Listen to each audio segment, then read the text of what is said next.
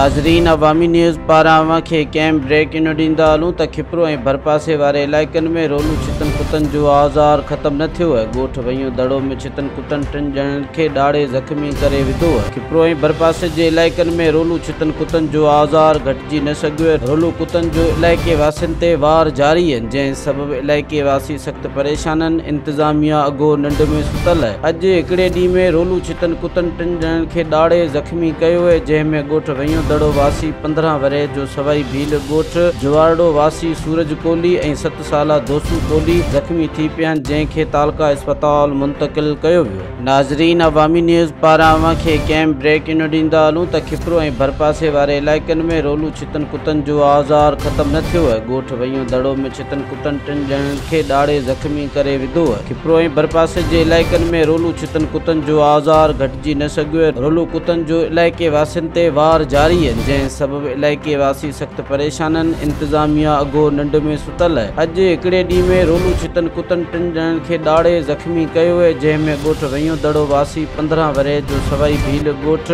जुवाड़ो वासी सूरज कोहली ऐं 7 साला दोसू कोहली ज़ख़्मी थी पिया आहिनि, जंहिंखे तालका अस्पताल मुंतक़िल कयो वियो।